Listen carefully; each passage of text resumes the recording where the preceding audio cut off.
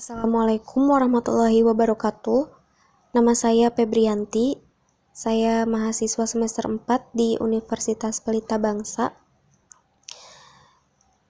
Saya akan membahas atau mempresentasikan hasil kerja saya, tugas untuk praktikum statistika yang diberikan oleh dosen saya, yaitu Bapak Fatur Rahman Jamil, STMM. Kali ini kita akan membahas tentang pengertian dari nilai rata-rata, median, dan modus. Kemudian bagaimana cara perhitungan ketiganya. Selanjutnya ada keuntungan dan kerugian menggunakan masing-masing pusat data tersebut. Selanjutnya menghitung dan menginterpretasikan rank, rata-rata deviasi, varians, dan standar deviasi data tunggal. Dan yang terakhir adalah keuntungan dan kerugian dari masing-masing ukuran dispersi tersebut.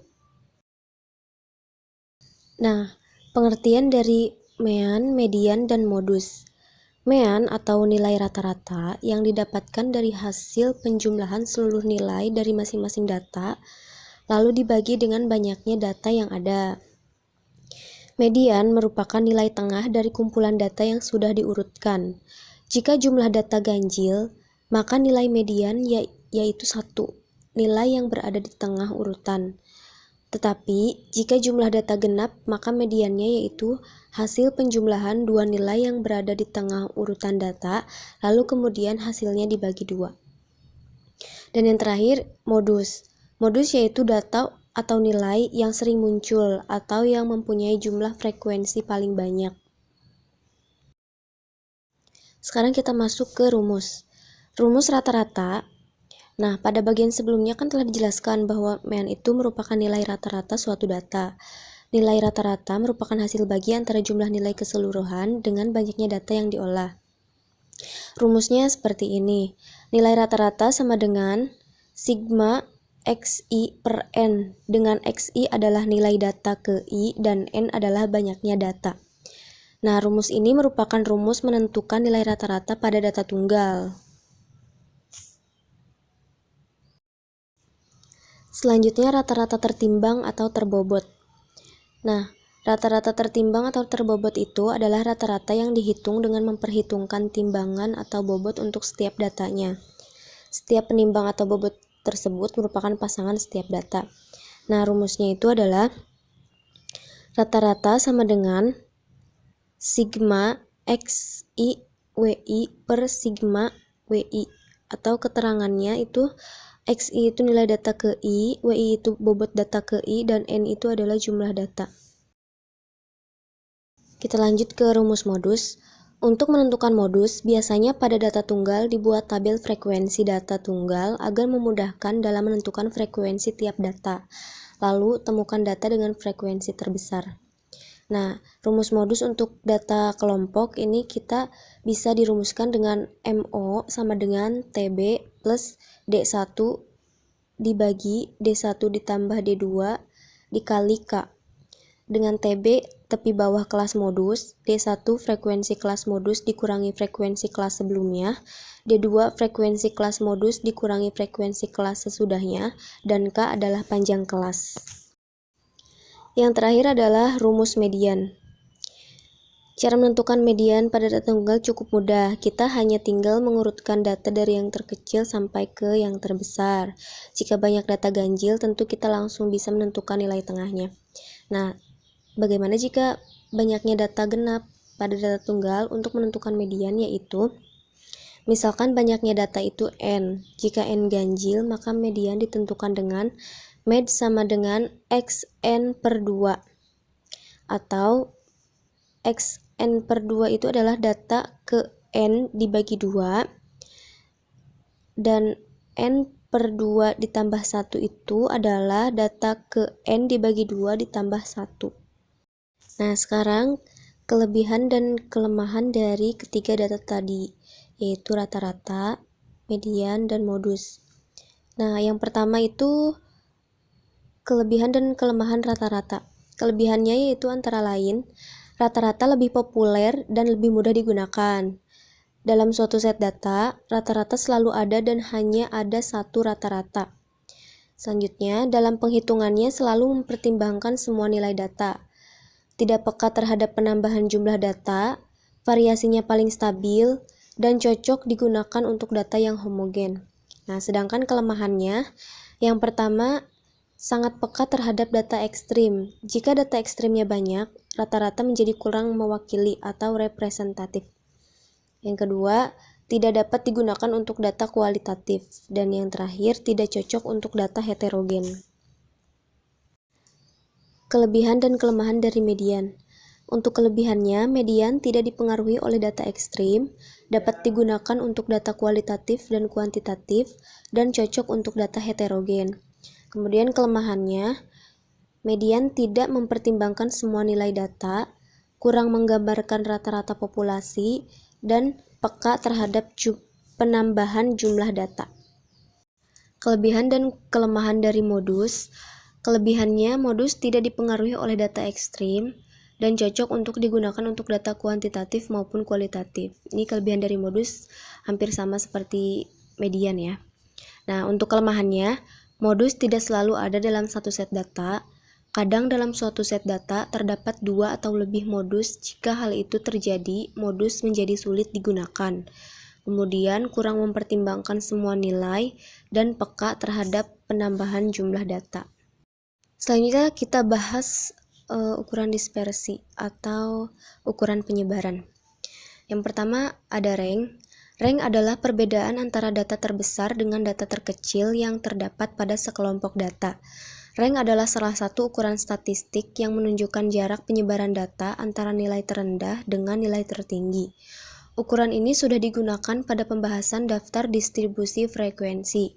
Jarak atau kisaran nilai merupakan ukuran paling sederhana dari ukuran penyebaran. Jarak merupakan perbedaan antara nilai terbesar dengan nilai terkecil dalam suatu kelompok data, baik data populasi ataupun sampel. Semakin kecil ukuran jarak menunjukkan karakter yang lebih baik, karena berarti data mendekati nilai pusat dan kompak. Nah, untuk rumusnya, rank untuk data yang tidak berkelompok atau data tunggal, yaitu rank sama dengan nilai terbesar dikurangi nilai terkecil. Selanjutnya ada deviasi. Deviasi rata-rata adalah rata-rata penyimpangan data-data dari meannya. Di dalam menghitung deviasi rata-rata, harus kita cari rata-rata dari harga mutlak selisih antara tiap-tiap data dengan meannya. Harga mutlak adalah nilai dengan tidak memandang positif atau negatif, semuanya dianggap positif. Nah, untuk rumus deviasi data tunggal atau data tidak berkelompok seperti di bawah ini. Jadi MD sama dengan sigma harga mutlak X dikurangi X bar per N. Dengan X adalah nilai setiap data pengamatan, X bar adalah nilai rata-rata hitung dari seluruh nilai pengamatan, N jumlah data atau pengamatan dalam sampel, kemudian lambang nilai mutlak, dan yang terakhir sigma itu adalah lambang penjumlahan. Selanjutnya, varians dan standar deviasi. Varians dan standar deviasi adalah sebuah ukuran penyebaran yang menunjukkan standar penyimpangan atau deviasi data terhadap penyimpangan rata-ratanya. Varians adalah rata-rata hitung deviasi kuadrat setiap data terhadap rata-rata hitungnya. Sedangkan standar deviasi adalah akar kuadrat dari varians yang menunjukkan standar penyimpangan data terhadap nilai rata-ratanya. Untuk rumus dari varians dan standar deviasi untuk data tidak berkelompok adalah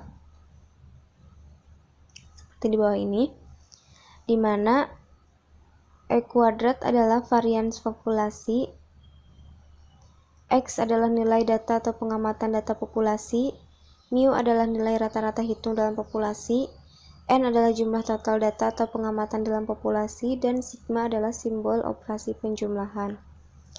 Nah, sedangkan untuk rumus standar deviasi data tidak berkelompok adalah seperti yang kita lihat ini. Nah, selanjutnya adalah kelebihan dan kekurangan dari ukuran dispersi yang tadi kita bahas. Pertama itu adalah rank. Salah satu kelebihan dari rank yakni penelitian dapat memperoleh gambaran umum mengenai luas penyebaran data yang sedang diteliti dalam waktu yang relatif singkat. Nah, sedangkan kekurangannya itu adalah tergantung pada nilai ekstrim. dan tidak memperhatikan distribusi yang terdapat dalam rank itu sendiri. Selanjutnya adalah kelemahan dari mean deviasi. Sebagaimana tadi telah diilustrasikan bahwa dalam mencari mean deviasi, tanda aljabar yang terdapat di depan angka yang menunjukkan deviasi itu diabaikan. Ini berarti bahwa semua deviasi yang ada dianggap bernilai positif karena yang dijumlahkan hanya harga mutlak saja. Langkah kerja semacam itu sebenarnya kurang dapat dipertanggungjawabkan. Inilah yang menjadi nilai kelemahan dari mean deviasi, sehingga dalam operasi statistik, mean deviasi ini jarang digunakan karena dianggap kurang teliti. Nah, untuk mean mediasi dan standar deviasi dalam statistika. Pada dasarnya, mean deviasi dan standar deviasi dalam statistika memiliki fungsi yang sama, yakni untuk mengatur variabilitas data dan untuk mengetahui homogenitas data. Melalui nilai mean deviasi dan standar deviasi, maka peneliti dapat mengetahui variabilitas dan homogenitas data yang akan dianalisis lebih lanjut. Jika nilai MD dan SD-nya tinggi, maka ini diartikan bahwa variabilitas data yang besar dan data yang kurang homogen. Sebaliknya, jika MD dan SD-nya kecil, ini berarti data memiliki variabilitas yang bagus dan homogen. Adapun yang membedakan keduanya hanyalah tingkat ketelitian saja, di mana standar deviasi dianggap lebih akurat dan teliti karena tidak melanggar kaidah yang berlaku dalam matematika. Mungkin cukup sekian untuk pembahasan materi kali ini. Kurang lebihnya saya mohon maaf apabila terdapat kata atau kalimat yang kurang berkenan. Terima kasih atas segala perhatiannya. Wabillahi taufiq wal hidayah. Wassalamualaikum warahmatullahi wabarakatuh.